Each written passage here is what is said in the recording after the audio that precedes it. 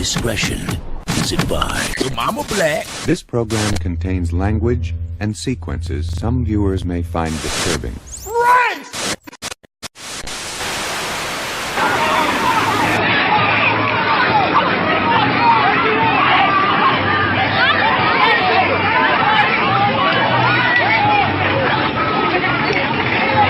The park was packed on a busy Saturday when this wild fight broke out at Carowinds. This video creates some concern because it shows a security guard watching the fight and not trying to break it up. Reporter Greg Suskin pushed executives at Carowinds for answers as to why. Greg?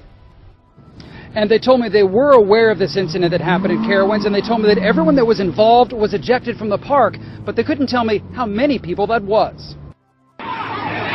In this cell phone video, it looks like quite a few. You can see the man in the white shirt on the ground as punches are thrown and people crowd around.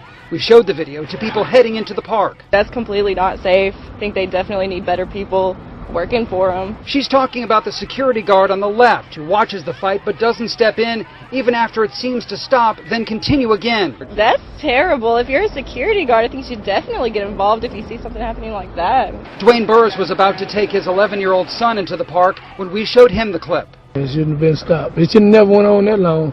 It definitely needed to do something. I also emailed the video to Carowinds' parent company, Cedar Fair in Sandusky, Ohio.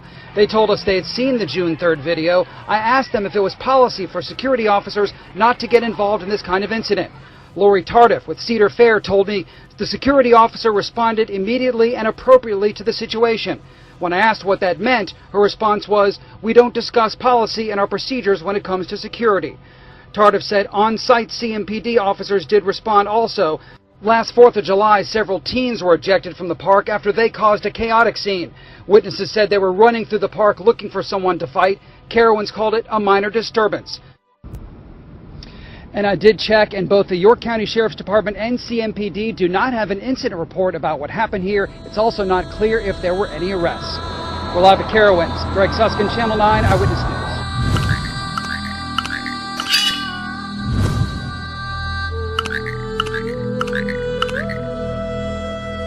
This morning, police have no new leads in the shooting death of a 10-month-old baby boy in southwest Houston. His father was in the parking lot with him yesterday at Nob Hill Apartments near Braeswood when that shooting happened. Eyewitness News reporter Courtney Fisher is live. And Courtney, we understand there's now a GoFundMe page to pay for the baby's funeral. That's right, Myra. It is up online, and that's on our website. But I also want to mention right now, police are very busy. They are searching for 3 men they say are responsible for shooting and killing that 10-month-old boy. Here's what happened. We're told that the little boy was with his father over at this apartment complex. That's where they live. That's where the baby was shot, and the father ran with him in his arms across the street to this Valero. But it was too late. Little Messiah Marshall died in his father's arms. A woman says she saw Marshall bleeding from his head and heard the father screaming for help. Marshall's grandfather got a call from the boy's mother, who was inside the apartment with her other child. By the time I got halfway there, that's when she told me that they had shot the baby in the head, and I was like, what? I said, that don't even make no sense. It's like, what happened? No new information from police about what they think those 3 suspects look like. We also don't have any information about a possible getaway car. As soon as they update the investigation, we'll let you know. But again, that GoFundMe account for Marshall set up, and it is linked to our website or our ABC 13. Every day, rain or shine, Bruce Scott hops on his bicycle pedaling to work from his Garden District home. It's a friendly place. I mean, and he was a guy who's worked here as long as I've been here, I think. During his 15-plus years of work here at the Perkins Road Be Quick, Bruce became more than a familiar face to customers, but a friend. Bruce tends to be a staple wherever he is. But now, tragedy has those friends and customers trying to help Bruce after his commute to work quickly went south.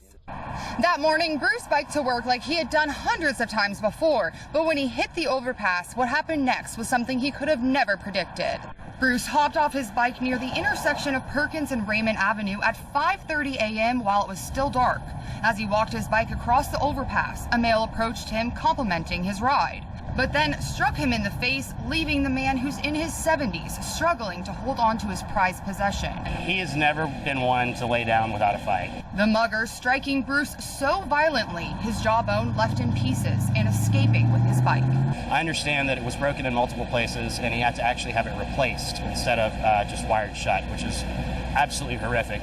Now, as Bruce recovers, the community is showing support, whether it be emotionally, physically, or monetary through fundraising, even surprising him with this new bike to ride. Despite the support, this crime still angering Bruce Scott's friends and loyal customers. Hate crimes and violence, and it's just very unnecessary.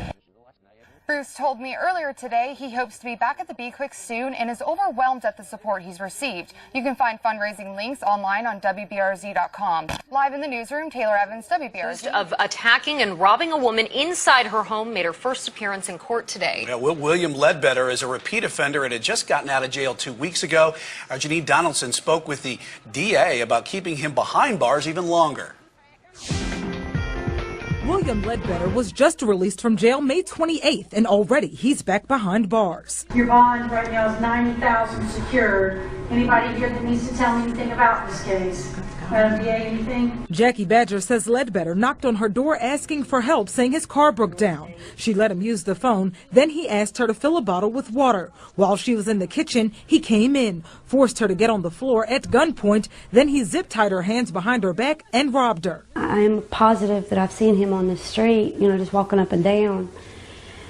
And I just know that if I see him again, I know that I'm going to panic, and it's going to be scary. And it's a public road, so he can walk down it if he wants to. Fox 46 asked the district attorney if they do anything to keep repeat offenders behind bars while they await trial. And about an hour later, this happened. Your Honor, I would like the court to know that he was out on felony drug charges when he picked up this particular charge. For that reason, since he was out on bond, we are asking the court to consider raising his bond to $150,000 security. Ledbetter faces charges in multiple cases for a number of offenses, including larceny, gun charges, drug possession, robbery, and breaking and entering. Very well. Your record does reflect that you were out for pending charges here in your record level 3 with charges of robbery with dangerous weapons from 2010. So I will honor that request. I'll set it at $150,000 secured. Mr. Ledbetter, you have no contact with prosecuting witness in this matter. You understand that? Badger wasn't injured, but she is concerned. I'm afraid that if he does that again, then he may not leave the next person alive. In Gaston County, I'm Janine Donaldson for Fox 46. Bill Sizemore spent nearly 2 decades helping young and old in Petersburg. Right now, he's in the process of opening a new business aimed at families on a budget and those needing a second chance. But Sunday afternoon, Sizemore got a second chance at life. Could have been a lot worse. Bill Sizemore has spent a lot of time trying to bring his vision to life here on South Crater Road. A family can come in and enjoy like go-karts, eat, when we get the miniature golf in at a reasonable price. He plans to hire people needing a second chance. We're looking for qualified people, but we're also looking at a second start initiative where we actually hire people who have felonies and things of that nature. But Sunday afternoon, there was a gentleman sitting back over here in the edge of the woods, sitting leaning up against a tree. Bill goes to check on him. When I get to about within 10 or 15 feet of him, I ask him if he's okay. The man says little, and Bill begins to talk about the renovations. As I walk over and start pointing to the lake, he reaches around me and cuts my throat with a box cutter. Bill turns and realizes he can head towards the building or Crater Road.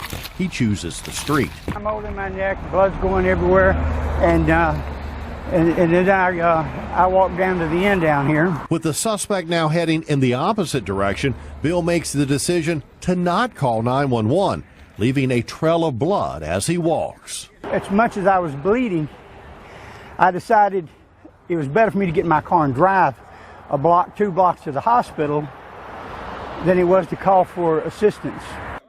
Bill Sizemore makes it to Southside Regional Medical Center, where he gives a lot of credit to the doctors and nurses. He actually underwent surgery for 3 hours and was given 4 units of blood. His major arteries and muscles not damaged in the attack. A very lucky and blessed man. Very lucky. Very blessed. Yeah, exactly, and blessed indeed. Now, what about the suspect? Interesting. He's laying there on a gurney, gives a very, very detailed description of the suspect, including he had a Wawa cup. Police go to Wawa, pull up some surveillance, find the guy. The next morning, detectives go to a robbery call, look at the suspect for the robbery and go, he's wearing the identical clothing of the guy wanted for the slashing. And so he is now behind bars on the robbery charge, awaiting charges on the slashing.